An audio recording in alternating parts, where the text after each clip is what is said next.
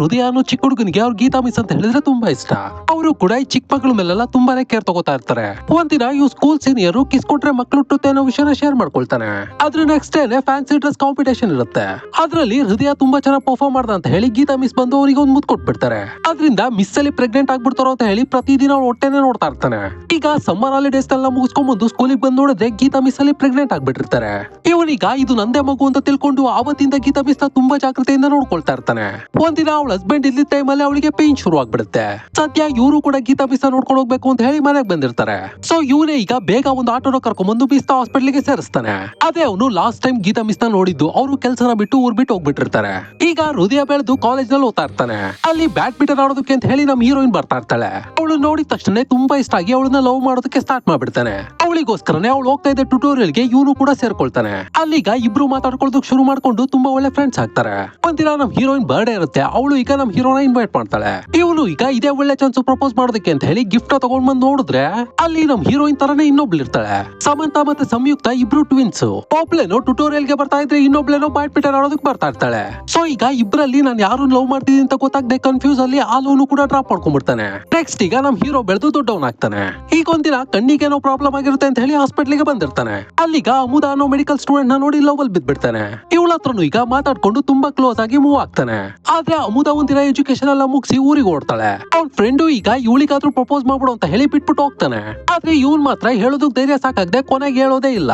ಅವಳು ಕೂಡ ಊರ್ನೇ ಬಿಟ್ಟು ಹೋಗ್ಬಿಡ್ತಾಳೆ. ನೆಕ್ಸ್ಟ್ ಈಗ ನಮ್ ಹೀರೋ ಫ್ರೆಂಡ್ ಗೆ ಮ್ಯಾರೇಜ್ ಸೆಟ್ ಆಗಿರುತ್ತೆ. ಅವನಿಗಲ್ಲಿ ಆಕಸ್ಮಿಕವಾಗಿ ಸಮಂತಾನ ನೋಡ್ಬಿಡ್ತಾನೆ. ಅವಳು ಕೂಡ ನಮ್ ಹೀರೋನು ನೋಡಿ ಮಾತಾಡ್ಸೋದಕ್ಕೆ ಹತ್ರಕ್ ಬರ್ತಾಳೆ. ಅವಳು ಈಗ ಅಕ್ಕನಿಗೆ ಮದ್ವೆ ಆಗಿ ಆಸ್ಟ್ರೇಲಿಯಾದಲ್ಲಿ ಸೆಟ್ಲ್ ಆದ್ವು ಅಂತ ಹೇಳ್ತಾಳೆ. ನಾನಿನ್ನು ಸಿಂಗಲ್ ನಾಸಾದಲ್ಲಿ ವರ್ಕ್ ಮಾಡ್ತಾ ಇದೀನಿ, ನಾಳೆನೇ ಫ್ಲೈಟ್ ಇದೆ, ನಾನು ಓಡ್ಬೇಕು ಅಂತ ಹೇಳ್ಬಿಟ್ಟು ಹೋಗ್ತಾಳೆ. ಇವರು ಈಗ ಈಗ್ಲಾದ್ರೂ ಇವಳಿಗೆ ಪ್ರಪೋಸ್ ಮಾಡ್ಬೇಕು ಅಂತ ಹೇಳಿ ಬೇಗ ಏರ್ಪೋರ್ಟ್ ಗೆ ಓಡೋದ್ರೆ ಆಲ್ರೆಡಿ ಅವ್ರ ಫ್ಲೈಟ್ ಮೇಲೆ ಹಾರ್ಕೊಂಡು ಹೋಗ್ತಾ ಇರುತ್ತೆ. ನಮ್ ಹೀರೋಗೆ ಅಪ್ಪ ಅಮ್ಮ ಅಂತ ಯಾರು ಇಲ್ಲ, ಇರೋದೆಲ್ಲ ಅವ್ರ ಮಾಮ ಮಾತ್ರನೇ. ಅವನೇ ಇವನನ್ನ ಸ್ವಂತ ಮಗನಿಗಿಂತ ಹೆಚ್ಚಾಗಿ ಬೆಳೆಸಿರ್ತಾನೆ. ಸೊ ಈಗ ಅವ್ರ ಮಾಮನಿಗೋಸ್ಕರ ಮಾಮ ನೋಡಿದ ಹುಡುಗಿನ ಮದ್ವೆ ಆಗ್ಬೇಕು ಅಂತ ಹೇಳಿ ಎಂಗೇಜ್ಮೆಂಟ್ ಮಾಡ್ಕೊಳ್ತಾನೆ. ಆದ್ರೆ ನೆಕ್ಸ್ಟ್ ಡೇ ಅಕಸ್ಮಾತ್ ಆಗಿ ಅಮುದನ ಮೀಟ್ ಆಗ್ಬಿಡ್ತಾನೆ. ಅಲ್ಲಿಗ ಅಮುದ ಕಾಲೇಜ್ ಡೇಸ್ ಅಲ್ಲಿ ನಾನು ನಿನ್ನ ಸಿನ್ಸಿಯರ್ ಆಗಿ ಲವ್ ಮಾಡ್ತಾ ಇದ್ದೆ, ಆ ವಿಷಯನ ರೈಲ್ವೆ ಸ್ಟೇಷನ್ ಅಲ್ಲಿ ಹೇಳ್ಬೇಕು ಅಂತ ಹೇಳಿ ತುಂಬಾ ಟ್ರೈ ಮಾಡ್ದೆ, ಆದ್ರೆ ನನಗೆ ಧೈರ್ಯ ಸಾಕಾಗ್ಲಿಲ್ಲ, ಅದಕ್ಕೆ ಹೇಳಿಲ್ಲ ಅಂತ ಹೇಳ್ತಾಳೆ. ಆದ್ರೆ ನನಗೀಗ ಮದುವೆ ಆಗಿ ಮಕ್ಕಳು ಕೂಡ ಇದಾರೆ, ಆದ್ರೆ ಯಾಕೋ ಗೊತ್ತಿಲ್ಲ ನಿನಗೆ ವಿಷಯನ ಹೇಳ್ಬೇಕು ಅನಿಸ್ತು, ಅದಕ್ಕೆ ಹೇಳ್ದೆ ಅಂತ ಹೇಳ್ಬಿಟ್ಟು ಅಲ್ಲಿಂದ ಹೋಗ್ತಾಳೆ. ಮದುವೆ ಆದವಳೆ ಅವಳ ಪ್ರೀತಿನ ಹೇಳ್ಕೊಳ್ಳು ಅಂದ್ಮೇಲೆ ನಾನ್ ಸಮಂತನ ಲವ್ ಮಾಡ್ತಿರೋ ವಿಷಯನ ಅವಳಿಗೆ ಹೇಳಲೇಬೇಕು ಅಂತ ಹೇಳಿ ಡಿಸೈಡ್ ಆಗ್ತಾನೆ. ಅದಕ್ಕೋಸ್ಕರ ಮಾಮನ ಹತ್ರ ಬ್ಯಾಚುಲರ್ ಪಾರ್ಟಿ ಅಂತ ಸುಳ್ಳು ಹೇಳಿ ಫ್ರೆಂಡ್ಸ್ ನೆಲ್ಲ ಕರ್ಕೊಂಡು US ಬಂದು ಸಮಂತನ ಮೀಟ್ ಆಗ್ತಾನೆ. ಅಲ್ಲಿಗ ಇಬ್ರು ಮಾತಾಡ್ತಾರೆ, ಜಾಲಿಯಾಗಿ ಸುತ್ತಾಡ್ತಾರೆ. ಆದ್ರೆ ನಮ್ ಹೀರೋ ಮಾತ್ರ ಅವ್ನ ಪ್ರೀತಿನ ಸಮಂತ ಹತ್ರ ಹೇಳೋದೇ ಇಲ್ಲ. ಅದಕ್ಕೆ ಸಮಂತನ ಈಗ ಒಂದ್ ಸ್ಟೆಪ್ ಕೆಳಗಿಳಿದು ಅವನಿಗೆ ಪ್ರಪೋಸ್ ಮಾಡ್ಬೇಕು ಅಂತ ಹೇಳಿ ಬರ್ತಾಳೆ. ಆದ್ರೆ ಆಗ್ಲೇನೆ ಅವಳಿಗೆ ಇವನಿಗೆ ಎಂಗೇಜ್ಮೆಂಟ್ ಆಗಿರೋ ವಿಷಯ ಗೊತ್ತಾಗ್ಬಿಡುತ್ತೆ.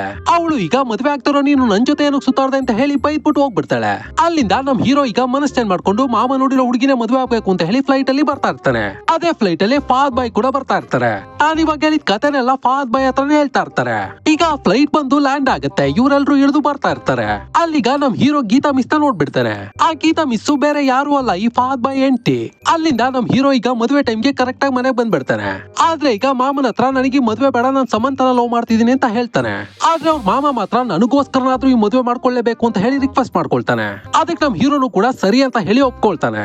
ಆದ್ರೆ ನಮ್ ಹೀರೋ ಫ್ರೆಂಡ್ಸ್ ಮಾತ್ರ ಎಲ್ರು ಸೇರ್ಕೊಂಡು ಹೇಗಾದ್ರೂ ಮಾಡಿ ಈ ಮದ್ವೆನ ನಿಲ್ಲಿಸಬೇಕು ಅಂತ ಹೇಳಿ ಬಂದವ್ರ ಹತ್ರ ಎಲ್ಲ ನಮ್ ಹೀರೋಗೆ ಇನ್ನೊಂದು ಹುಡುಗಿ ಜೊತೆ ಅಫೇರ್ ಇದೆ ಅನ್ನೋ ತರ ಫೋಟೋನೆಲ್ಲ ತೋರಿಸ್ತಾರೆ. ಆದ್ರೆ ಅವ್ರು ಮಾತ್ರ ಅದೆಲ್ಲ AI ಜನರೇಟೆಡ್ ಫೋಟೋಸ್ ಅಂತ ಹೇಳಿ ಸೀರಿಯಸ್ ಆಗಿ ತಗೊಳ್ಳೋದಿಲ್ಲ. ಆದ್ರೆ ಈಗ ಮದುವೆಗೆ ಫಹದ್ ಬಾಯಿ ಸಂಯುಕ್ತನ ಕರ್ಕೊಂಡ್ ಬಂದ್ಬಿಡ್ತಾರೆ. ಅದನ್ನ ನೋಡಿ ನಮ್ ಹೀರೋನು ಈಗ ಏನ್ ಮಾಡ್ಬೇಕು ಅಂತ ಗೊತ್ತಾಗದೆ ಕನ್ಫ್ಯೂಸ್ ಆಗ್ಬಿಡ್ತಾನೆ. ನಮ್ ಫಹದ್ ಬಾಯಿ ಏನಕ್ಕೆ ಇವನಿಗೆ ಹೆಲ್ಪ್ ಮಾಡೋದಕ್ ಬಂದ್ರು ಅಂತ ಹೇಳಿದ್ರೆ ನಮ್ ಗೀತಾ ಮಿಸ್ ಇದಾರಲ್ವಾ, ಅವಳು ವಿಷಯನೆಲ್ಲ ಹೇಳಿ ಇವನಿಗೆ ಮೋಟಿವೇಟ್ ಮಾಡಿ ಕಳ್ಸ್ಬಿಟ್ಟಿರ್ತಾಳೆ. ನಮ್ ಫಹದ್ ಬಾಯಿ ಈಗ ಸೀದಾ ಅವ್ರ ಮಾಮನ ಹತ್ರ ಹೋಗಿ ನಮ್ ಹೀರೋ ನಿಮಗೋಸ್ಕರ ಪ್ರೀತಿನೇ ತ್ಯಾಗ ಮಾಡ್ತಾ ಇದ್ದಾನೆ, ಅವನನ್ನ ತುಂಬಾ ಚೆನ್ನಾಗಿ ಬೆಳೆಸಿದಾರೆ ಅಂತ ಹೇಳಿ ಎಮೋಷನಲ್ ಆಗಿ ಮಾತಾಡ್ಬಿಡ್ತಾನೆ. ಅವನ ತರ ಮಾತಾಡಿದ್ದನ್ನ ಕೇಳಿಸ್ಕೊಂಡು ಮಾಮನು ಈಗ ರಿಯಲೈಸ್ ಆಗ್ಬಿಡ್ತಾನೆ. ಅದಕ್ಕೋಸ್ಕರ ಈಗ ಸೀದಾ ಸ್ಟೇಜ್ ಮೇಲೆ ಹೋಗ್ಬಿಟ್ಟು ನಮ್ ಹೃದಯ ಬೇರೊಂದು ಹುಡುಗಿನ ಇಷ್ಟ ಪಡ್ತಾ ಇದ್ದಾನೆ, ಈ ಮದ್ವೆ ನಡೆಯೋದಿಲ್ಲ, ದಯವಿಟ್ಟು ಕ್ಷಮಿಸ್ಬಿಡಿ ಅಂತ ಹೇಳಿ ಮದ್ವೆನ ನಿಲ್ಲಿಸ್ಬಿಡ್ತಾನೆ. ಮದ್ವೆ ಆಗ್ತಿರೋ ಹುಡುಗಿನೂ ಕೂಡ ನನಗೆ ಈ ತರ ಹುಡುಗ ಬೇಡ ಅಂತ ಹೇಳಿ ಅಲ್ಲಿಂದ ಅಳ್ಕೊಂಡು ಹೋಗ್ಬಿಡ್ತಾಳೆ. ಆದ್ರೆ ಟ್ವಿಸ್ಟ್ ಏನಪ್ಪಾ ಅಂತ ಹೇಳಿದ್ರೆ ಅಲ್ಲಿಗೆ ಬಂದಿರೋದು ಸಮಂತ ಅಲ್ಲ ಸಂಯುಕ್ತ. ಸಮಂತನ ಕನ್ವಿನ್ಸ್ ಮಾಡಿ ಕರ್ಕೊಂಡ್ ಬರೋದು ಲೇಟ್ ಆಗುತ್ತೆ ಅಂತ ಹೇಳಿ ಪಕ್ಕದಲ್ಲೇ ಇದ್ದ ಸಂಯುಕ್ತನ ಕರ್ಕೊಂಡ್ ಬಂದಿರ್ತಾನೆ.